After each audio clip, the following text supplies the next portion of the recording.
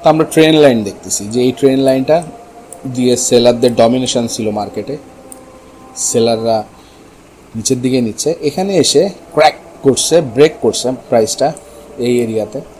Break করার সাথে সাথে আমরা কয়েকটি এরিয়াকে কনসিডারেশনে আনছি যে আমাদের রিসেন্ট দেখেন যে রেজিস্ট্যান্স ছিল এইখান থেকে যদি হাই ধরি এইগুলোর বডি ক্লোজিং, তাহলে এটা ছিল আমার প্রাইমারি একটা যে প্রাইস এখান থেকে রিজেক্ট করবে। এবার সেকেন্ডারিলি প্রাইস যেখান থেকে উঠছে মূলত ক্র্যাকটা করার সময় সেই এরিয়াতে দেখেন ডিম্যান্ড এরিয়া আছে এখানে একটা, এবং এরপর ফেয়ার ভ্যালু গ্যাপ ছিল। তা আমাদের মূল ডিফেন্স হচ্ছে এই ডিম্যান্ড এরিয়াটা এবং এই যে প্রিভিয়াস রেজিস্ট্যান্স এটা। তা প্রাইসটা যখন এখানে আসছে এই এরিয়াতে আসছে ফেরত, উপর থেকে যখন পড়া শুরু করে নিচে আসলো, তখন দেখেন যে প্রাইসটার মধ্যে রিজেকশান আসলেও এটা কিন্তু উপরে যাওয়ার জন্য কোনো কনফার্মেশন দেয় নাই, ফলে এখানে আপনি জড়ালেন না, আপনি জানেন এবারও হয়তো ডিম্যান্ড এরিয়াতে যাবে, এবং ডিম্যান্ড এরিয়াতে আসলো, ঠান্ডা হলো, প্রাইসটা দেখেন যে রিভার্স করতেছে, গিয়ারটাই আপনি বুঝতেছেন যে রিভার্স করতেছে। তার মানে আপনার এখানে পুরো ফরমেশনটার দিকে খেয়াল করলে আপনার ট্রেন লাইনটা ব্রেক করছে, সেলাররা যে প্রেশারটা এখানে ছিল এটাকে বায়াররা ওভারটেক করছে, ওভারটেক করে বাই সাইডের একটা রেডিনেস তৈরি হয়েছে। মানে এটা কত দূর যাবে উই ডোন্ট নো দ্যাট। তাহলে আমরা যখন প্রফিট নিয়ে ফেললাম কোথায় নিব? মোস্ট লজিক্যাল হচ্ছে আমরা যখন এই এরিয়াতে ট্রেডটা যখন কনফার্ম করে এখানে যখন আমরা ট্রেড নিলাম এই এরিয়াতে, এখান থেকে প্রাইসটা এই হাইটা নিতে দিতে হবে, because this is the liquidity area. এখানে কেন লিকুইডিটি এরিয়া আমাদের এটাকে বুঝতে হবে যে এখানে ব্রেকআউট হয়েছে, এখানে ব্রেকআউট হয়েছে এই কারণে অনেক ট্রেডার এখানে অর্ডার প্লেস করবে, তারা ব্রেকআউট ট্রেডার। অনেকে আবার এখানে সেলও করতে পারে যে হাইটা ক্লোজ হয়েছে বা নিচে যাবে, অনেকে সেল প্লেস করে আছে। তা এই এরিয়াগুলোতে মূলত মানুষজন সিদ্ধান্ত নিচ্ছে অ্যাভারেজে, তাদের সিদ্ধান্তটাকে মূলত যারা breakout trader, buy stop, sell stop যারা করতেছে ওভারঅল তাদের স্টপ লস যাদের কাছাকাছি আছে ইনস্টিটিউশন সেগুলোকে সুইপ করে। তা সুইপ করলো, এই লিকুইডিটিটাকে সুইপ করলো, করার পরে এবার ইন্ডিউস করছে, দেখেন যে এসে আবার উপরে যাওয়ার টেন্ডেন্সি করছে। এখানে আবার যারা দ্রুত বেসিসে মিস করছে বলে এখানে ট্রেডে জড়াইলো, এখানে বাই অর্ডার প্লেস করলো, তাদের স্টপ লসগুলো এর নিচে আছে। এবার প্রাইসটা আবার নিচে আসতেছে, প্রবাবলি প্রাইস এই ইন্ডিউসমেন্টটাকে কাজে লাগায় এর নিচের লিকুইডিটিটা সুইপ করবে। তা আমরা যেহেতু পজিশন ডেভেলপ করছি এই পর্যন্ত আসছে, আমরা হয়তো এখানে আমাদের 60-70% পজিশন ক্লোজ করে ফেলছি, বাকিটা আমাদের অ্যাক্টিভ আছে, তাহলে আমরা স্টপ লসটা কোথায় রাখবো? তো মোস্ট লজিক্যাল হচ্ছে যে আমার ফেয়ার ভ্যালু গ্যাপটা বুঝলাম, এখানে বেশ খানিকটা ফেয়ার ভ্যালু গ্যাপ আছে এবং এখানে আমার ডিম্যান্ড অর্ডার ব্লক আছে। ডিম্যান্ড অর্ডার ব্লক কেন? বিকজ এটা ভ্যালিড এই কারণে যে এই এরিয়াতে কনসলিডেশন করে পাঞ্চ করছে, ফলে এখানে এসে টেস্ট করে যদি আবার পাঞ্চ করে তাহলে ভালো আমাদের পক্ষে থাকবে। তাহলে এই এরিয়াটা যাতে প্রাইস না ভাঙে এটার জন্য আমরা এর নিচে স্টপ লসটা রাখলে এটা হয় মোস্ট লজিক্যাল, যে আপনি একটা বাফার দরকার আপনার প্রাইসটা উপরে যে যাবে তার জন্য। ইন দ্যাট কেস আপনি একটা ইকুইলিব্রিয়াম এরিয়াতে সেফ পজিশনিং করলেন। তো এখানে আপনার আরও একটা এরিয়া আছে যেটা হচ্ছে যে আপনি যখন স্ট্রাকচার ভিডিও আপনারা যারা আমার দেখছেন তারা দেখেন যে এখানে যখন প্রাইসটা উপরে উঠলো, প্রাইসটা আবার এখান থেকে নিচে নামলো, এই যে কার্ভটা আবার এখানে আবার ভ্যালিড একটা লো তৈরি হয়েছে। তা এটা যখন আবার এই হাইটাকে ব্রেক করছে বা সাইডে, তখন এটা একটা ভ্যালিড লো ধরতে পারতেছে আমরা, যে নতুন করে একটা ভ্যালিড লো তৈরি হলো। তা প্রাইসটা কিন্তু সেই দৃষ্টিকোণ থেকে এই যে ডিম্যান্ড ব্লকটা আছে, অর্থাৎ এখানে যে ডিম্যান্ড ব্লকটা আছে এই ডিম্যান্ড ব্লকটা যতক্ষণ না ব্রেক করে ততক্ষণ পর্যন্ত কিন্তু প্রাইসটা আপনার বুলিশ, কারণ বায়ার আসছে, বায়ারদের স্ট্রেংথটা ততক্ষণ পর্যন্ত। এই কারণে আপনি এর নিচেও ট্রেল করতে পারেন। তাই এর নিচে যদি আপনি ট্রেল করেন সেটাও মন্দ হয় না, সেক্ষেত্রে 80% প্রফিটটা এখান থেকে নিয়ে ফেলবেন এবং 20% আপনি এভাবে ট্রেল করবেন। কারণ একটাই যে আপনার যদি ফেরত আসে, আপনার বেশ খানিকটা পথ কিন্তু অতিক্রম করে এখানে আসছে উপর থেকে, প্রায় আপনার যেখানে অর্ডার দিছিলেন সেটা থেকে মাইনাসে চলে আসছে, যেটা আমাদের একটা ভয়, কারণ আমরা বায়ার যারা তাদের স্টপ লস আছে, এই কারণে আমরা ভীত। ফলে এখানে সে আসলে মোস্ট লাইকলি সেই লিকুইডিটিটাও নিবে, আর দেয়ার ইজ অলসো অপরচুনিটি এখান থেকে বাউন্স করবে প্রাইসটা। তা এই লিকুইডিটিটা যদি নেয় সে, যেটা মোস্ট লাইকলি যে সিস্টেমটা এরকমই যে উপরে লিকুইডিটি হার্ন করবে, এখান থেকে যারা বাই নিচ্ছে তাদের নিচের লিকুইডিটিও হার্ন করবে। এই কারণে আমরা এখানে যদি স্টপ লস রাখি, আমরা অনলি 20% মতো অ্যাক্টিভ রাখবো আমাদের অর্ডারে। তো রুলস মেনটেন করতে হবে আমাদের যে আমরা পার্শিয়ালি 80% প্রফিট নিয়ে ফেলবো, এটাকে আমরা মোরাললেস 60% নিতেই হবে। যে আমরা যদি 80% না নিই, 60% নিয়ে ফেললাম, এবার বাদ বাকিটাকে আমরা রাখবো, যেটা আমাদেরকে যদি এটা হিটও করে ব্রেক ইভেন হয়ে যাবে। আর আমরা যদি এখানে রাখি, দিস ইজ অলসো ক্রাইটেরিয়া যেখানে আমরা 60%-এর মতো পজিশন ক্লোজ করে দিব। তা ট্রেইলিং সিস্টেম সম্পর্কে আমরা আইডিয়া পেলাম বন্ধুরা। পাশাপাশি এই ট্রেডটা দেখেন, যে ট্রেডটাতে লাইভ ট্রেড চলতেছে, এখানে অর্ডারটা প্লেস করা ছিল, আমি এখানে ক্লোজ করে ফেলছি। এই লিকুইডিটিটা নিলে আমি যদি ট্রেডটার হিস্টোরিটা অ্যাক্টিভ করি, এখানে লিকুইডিটিটা নিলে আমি এখানে ক্লোজ করে ফেলছি পার্শিয়ালি, এবং এর নিচে প্রাইসটা দেখেন যে টেস্ট করে এই রিদমটাতে টেস্ট করে উঠতেছে।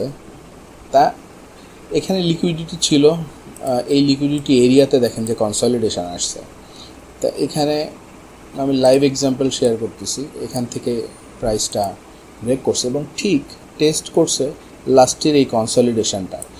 তা লাস্টের এই কনসলিডেশন এরিয়া যেটা, এটা দেখেন টেস্ট করছে, করার পরে তার মানে এটা ছিল একটা ডিম্যান্ড এরিয়া, যেটা লো ছিল বেশ খানিকটা। এই ডিম্যান্ড এরিয়াতে আসছে প্রাইসটা, এসে প্রাইসটা পুনরায় আবার প্রিমিয়ামের দিকে রওনা দিছে।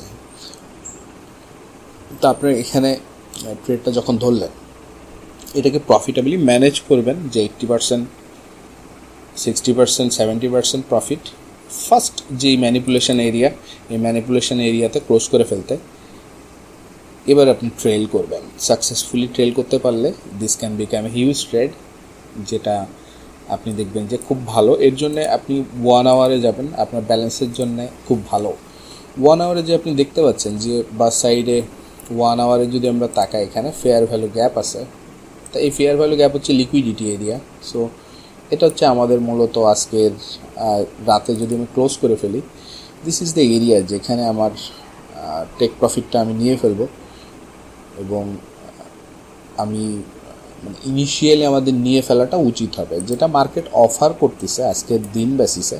সেই বেসিসে আপনি যদি অ্যাভারেজ ডিরেকশানটা বোঝেন, যে এডিআর অ্যাভারেজ রেঞ্জ, যেটা ডিরেকশনাল যে রেঞ্জ, তো এডিআরের উপর নিচে যাওয়ার একটা সম্ভাবনা থাকে একটা দিনের বেসিসে। তো এখন বাজে 8:26, সেটা ওপেন হলো, মার্কেটটা বেশ অ্যাক্টিভ এখন। তো এই সময় যে মুভমেন্টটা, এই মুভমেন্টটা এই ফেয়ার ভ্যালু গ্যাপটি ইজিলি নিবে এবং নেওয়া উচিত আর কি। এরপরে যে হাইটা আছে, এই হাইটা মূলত আমাদের মেইন টার্গেট, যে দেখি এটা কত দূর ওঠে। কারণ আউট অফ এক্সপেকটেশন যারা সেল পজিশন ডেভেলপ করে রাখছিল তাদের জন্য, যে এটা নিচে যাবে বলে অনেকে এখানে দাও কমপ্লিটলি একটা ডিফারেন্ট মোমেন্টাম, এবং এই হাইটার উপরে যে হয়তো ম্যানিপুলেট করে আবার সে নিচের দিকে পড়া শুরু করবে, হুইচ ক্যান গো, যে আপনার এখানেও নিতে পারে সেটা। বাট মার্কেটটা যখন যা দিচ্ছে সেটার বেসিসে আমরা এখানে আলোচনা করতেছি, এবং সেটাকেই আমরা প্রায়োরিটাইজ করবো প্রত্যেকটা ট্রেডে। বন্ধুরা, আপনারা যারা আমার সাপ্লাই ডিমান্ড ভিডিওগুলো থেকেই আমার সাথে আছেন এবং এতদিনে ধৈর্য হারা হন নাই, সাথেই আছেন, আমার আস্তে আস্তে দর্শক কিছুটা কমে আসছে। পার্সোনালি যারা, তারাও একটু ঝিমায় গেছে, আমিও বুঝি সেটা, যে পার্সোনালি আপনারা আমাকে কেমন পছন্দ করতেছেন, কী বেসিসে তুলনা করতেছেন। বাট সাপ্লাই ডিমান্ড থেকে এখন পর্যন্ত যে ট্রাভেলটা আপনারা করলেন, এই কারণে আপনাদের ধন্যবাদ। এখানে মূলত আপনারা স্ট্রাকচারালি আমার সাথে আছেন, আপনাদের পার্টিকুলার বেনিফিটগুলো ওভাবেই আপনাকে সেন্টারাইজ করতে হবে, যে আপনি শেখার জন্য 1 বছর 2 বছর তো দিতেই হবে। একটা সিস্টেম নিতে হবে, ওই সিস্টেমে মানসিকভাবে অ্যালাইন হচ্ছেন আপনি, আপনার সব কিছুই সিস্টেম্যাটিক হচ্ছে, যার কারণে আপনি একটা রিদমে আছেন, যেটা বেশ ইউফোরিক, এবং এটাকে মেনটেন করাটাই হচ্ছে মেইন। আপনাকে ঠান্ডা থাকতে হবে, কথা কম বলতে হবে, এবং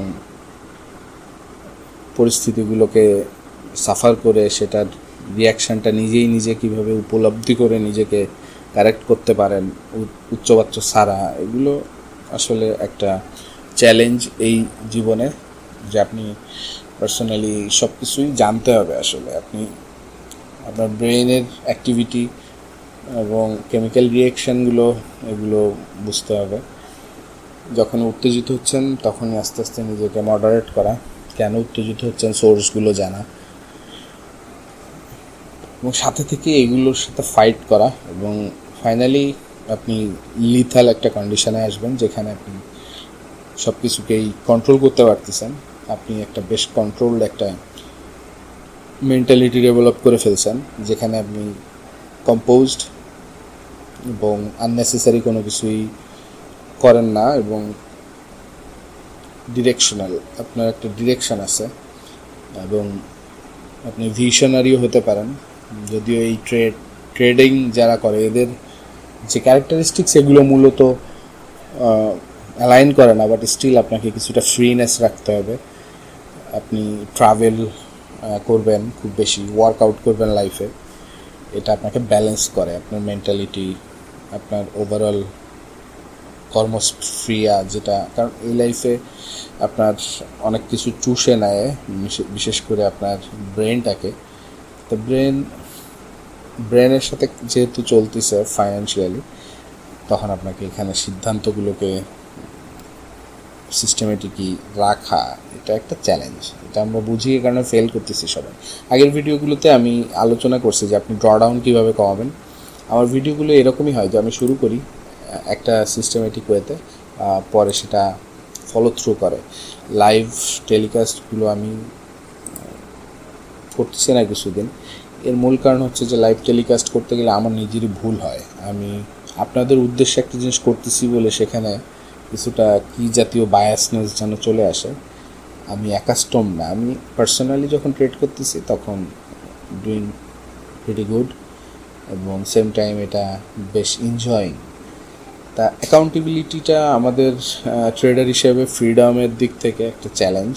আমরা ট্রেডার যারা, আমরা লং টার্মে যারা এই মার্কেটে ট্রেড করতেছি 15 বছর 10 বছর, তারা এই মার্কেটটার সাথে থিতাইছি আর কি।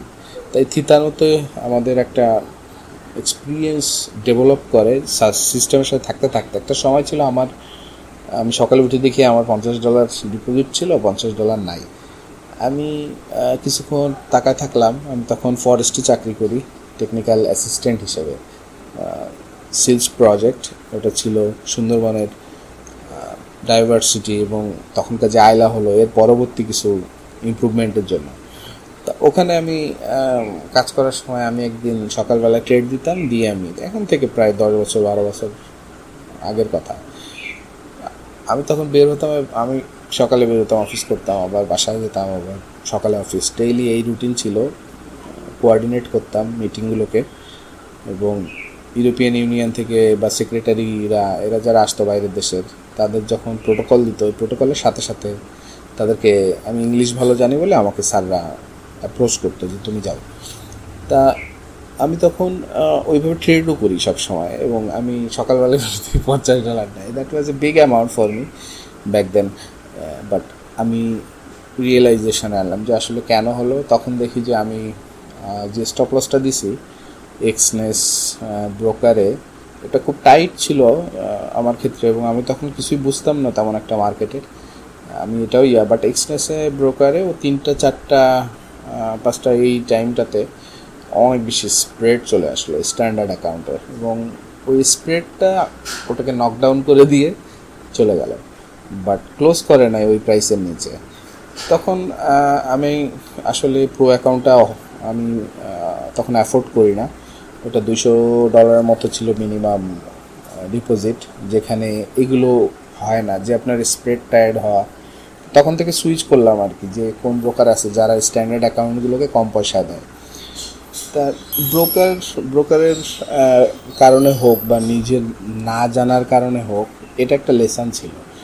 এরপর নিউজের লেসনগুলো, যে হুট করে নিউজ এসে আমার ডাইমেনশনটাকেই বলে দিচ্ছে যে তুমি যেই অ্যাঙ্গেলে চিন্তা করতেছো অ্যাঙ্গেলটা একেবারেই ক্ষুদ্র এবং মার্কেটটা অনেক বৃহত্তর অ্যাঙ্গেলে চলে। কী কারণে? আমি দেখা গেল যে ট্রেড করতেছি এশিয়ার সেশন, লন্ডন সেশন, এবং যখন প্রি নিউ ইয়র্কে আসছে, নিউজ আসছে, আমি সারাদিন ট্রেড করলে যেরকম প্রফিটেবল আসে, যেরকম একটা মার্কেটে ট্রেড করতেছি, নিউ ইয়র্ক আসলেই একটা হাম্বিদাম্বি শুরু হয়ে যায়। আপনারা জানেন মার্কেটে ভলিউম চলে আসে, আর যদি নিউজ থাকে ভালো ভালো তখন তো কথাই নেই। একটানে স্প্রেড যায় এক জায়গায়, ওপেন প্রাইস থাকে আর এক জায়গায়, হিউজ রিকুয়েট করে এবং প্রাইসে ফ্লাকচুয়েশন চলে আসে। তা ওখানে আমি দেখছি একটা অ্যাকাউন্টে 20 পিপসের মতো, যদি অনেক সময় 35-40 পিপসও আছে যে আপনার স্প্রেড চলে আসে। ওখানে আপনি কী অ্যানালাইসিস করবেন? কারণ মার্কেটটা আউট অফ ইয়োর, যে একেবারে আপনি যদি পিঁপড়া হন, আপনি আপনার যে থার্ড ডাইমেনশনটা পিঁপড়ার কাছে, ওটা তার জন্য বোধগম্য না। ওখানে আমি উপর থেকে চাইলে ওকে টিপ দিয়ে মাইরে ফেলতে পারতেছি, ও হয়তো প্রত্যক্ষ করার সুযোগ পাচ্ছে অথবা পাচ্ছে না একেবারে বলতে গেলে, এবং যতটুকু করতেছে ততটুকু কিছু করার নাই ওর। তা সেভাবে চিন্তা করে আপনি দেখেন যে মার্কেটের ডাইমেনশনটা মাঝে মাঝে আউট অফ দ্য বক্স চলে যায়, যে সময় যেন ক্ষতি হয়ে যায় আমাদের। মূল যেটা হয়, আমাদের ক্ষতি হয়ে যায়। আমরা একটা সিস্টেম রিপিট করে ওই সিস্টেমটাতে স্টিক করতেছি, এই প্ল্যানিং করতেছি, এই হ্যাবিটটা তৈরি করতেছি, এর মধ্যে এগুলো একটা বাধা হয়ে দাঁড়ায়। যে নিউজটা আসলো, নিউজ এসে বা ওই সময় হাই ভলিউমের কারণে আপনার স্টপ লসগুলোকে জিগজাগ করে কেটে কুটে আপনার মধ্যে একটা বিচ্ছিরি একটা অনুভূতি দিয়ে গেল যদি আপনার লস হয়, আর প্রফিট হলে আপনাকে ইউফোরিক করে দিয়ে গেল যে আপনি বেশ প্রফিটেবল হয়ে গেছেন, যেটাও ক্ষতিকর, বরঞ্চ বেশি ক্ষতিকর এটা, যে আপনি একটা প্রফিট পেয়ে গেছেন যেটা আন্দাজে পেয়ে গেছেন উইথাউট প্রায়র নলেজ, এবং আপনি সেখানে খুব লাভবান হয়ে গেছেন, যেটা আপনাকে ইউফোরিক করে তুললো। আপনি পরবর্তীতে হয়তো ওভার ট্রেডিং করবেন, রিভেঞ্জ নেবেন, এবং ব্যালেন্সটাও ওইভাবে আপনার। এটাকে স্বাভাবিক রাখার নিয়মই হচ্ছে আপনার ট্রেড করা, সব কিছুকে স্বাভাবিক করা, আপনার অ্যাপ্রোচটাকে সিস্টেমেটিক রাখা এবং প্রফিট টেকিং, এনভায়রনমেন্ট আন্ডারস্ট্যান্ডিং যদি আপনার ডাইমেনশন থেকেও বাইরে নিয়ে যায়। আমি দেখতাম আগে আমার নিউ ইয়র্কের যে বেশি ক্ষতি হতো, এবং আমাদের সবারই হয় যে আমরা সারাদিন গেইন করি, কিন্তু নিউ ইয়র্কে যখন আসে না তখন আমাদের বিচি কান্দে। আমরা লস করে, এবং দিনটা লস করে আমরা শেষ করতে চাই না, এটা একটা আমাদের বাজে একটা যে আমরা ওই দিনে যদি লস থাকে আমরা চাই যে ট্রেড করে ওটা পোষায় দিতে। তা এটার কারণে একটা প্রবলেম তৈরি হবেই যে আমরা ওই সময় এমন একটা অবস্থায় চলে গেছি, ইউফোরিয়ায় চলে গেছি, যে আমাদের মধ্যে আর কোনো কমন সেন্স নাই, এবং আমরা ওখানে বড় একটা অ্যামাউন্ট হুট করে দিয়ে ওই জায়গায় ব্যালেন্স ডেড, এবং আমি কিছুই বুঝে উঠলাম না, অথচ আমি কত সিস্টেমেটিক ছিলাম একটু আগে। এই কথাগুলো প্রত্যেকটা ভিডিওতে আমি রিপিট করি এই কারণেই যে এইগুলোই মূলত ট্রেডিং। আপনি সিস্টেম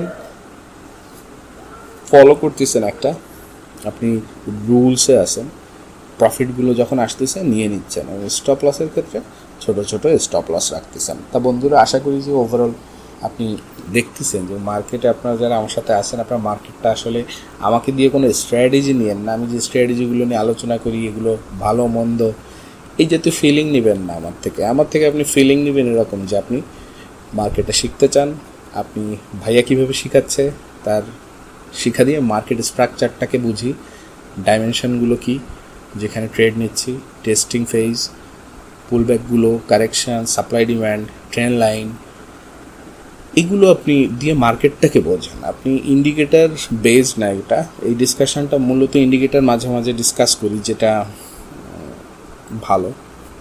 আপনি অ্যাজ এ নিউ ট্রেডার আপনি এই কন্ডিশানটা, যার স্ট্যাটিস্টিক্স রিসেন্টলি আমি বলতেছিলাম যে স্ট্যাটিস্টিক্স দিয়ে আপনি এই কন্ডিশানটা আসতেছে, এখানে আমি খালি চোখে যদি দেখি ট্রেন্ড লাইন ব্যতি রেখেও, ফলে ওটা কিন্তু কমপ্লিটলি ডিফারেন্ট কোনো সেক্টর না, ওটা হচ্ছে এইটাই, আপনি খালি চোখে ওটা দেখতেছেন। আপনি যদি এখন স্ট্যাটিস্টিক্স ওপেন করেন, আমার ওপেন করা নেই, আমি ওপেন করি যে স্ট্যাটিস্টিক্স অসিলিয়েটার, আমরা প্যারামিটার 40 রাখলাম, দেখেন যে ওভারসোল্ডে আছে, ওভারবটে আছে, এবং এখানে প্রাইসে কোনো আসে নাই। তা এটা আসলে আমি ইউজ করি আপনার নতুন যারা তাদেরকে বোঝানোর জন্য, কিন্তু আমরা অলরেডি এগুলো বুঝি, আমরা চার্টে তাকালেই এই আইডিয়াগুলো কেমনভাবে হয়েছে যে ভলিউম দেখতে দেখতে আমি জানি যে 9টা 8টা বাজে 8:30 বাজে এই সময় ব্যাংক ওপেন হয়েছে, ওই সময় ভাইবটা কীরকম থাকে, তাহলে ওই ভাইবটাতে মার্কেটটা এরকম আচরণটা করে। এবং যদি ভাইবটা ওইরকম না হয়ে ভাইবটা যদি আরও একটু লাউড, যেমন আজকে নর্মাল ভাইব, আজকে ব্যাংক ওপেন এবং কোনো নিউজ নেই তেমন, তো মার্কেটে একটা নর্মাল ভাইব আছে। কিন্তু অন্যদিকে আপনি এখনও মুভমেন্টের সুযোগ আছে, যেহেতু 8:38 বাজে, এটা মুভমেন্টটা রাত 11টা 12টা 1টা যদি ধরি মার্কেটটা ওই সময় পর্যন্ত অ্যাক্টিভ থাকে, তাহলে আপনি গোল্ড মার্কেটে ওই পর্যন্ত একটা ভালো মুভমেন্টের আশা আছে। আবার এর মধ্যে কাউন্টার এসে আপনার ট্রেডটাকে সবসময় সে শিথিল করে দেওয়া বা পজিশনগুলোকে ব্যালেন্স করা, স্টপ লস খাইয়ে দেওয়া, এগুলোও করতে পারে। তো রেঞ্জ করলে খুব ভালো হয়। তো বন্ধুরা, এখানে রেঞ্জিংয়ের সাথে থাকা মার্কেট দেখেন যে কীভাবে বুঝতেছি, এটার জন্যে আপনি আইডিয়াগুলোকে বিল্ড আপ করা এবং একটা স্ট্র্যাটেজিতে ফোকাস করে সিস্টেমেটিক হওয়া। যে কোনো স্ট্র্যাটেজিতে প্রফিটেবল হবেন আপনি মানসিকভাবে যদি এই কোয়ালিটিগুলোকে, অ্যাপ্রোচগুলোকে ঠিক করতে পারেন। তো কথা হবে পরের ভিডিওতে বন্ধুরা, সে পর্যন্ত সবাই ভালো থাকবেন। আসসালামু আলাইকুম।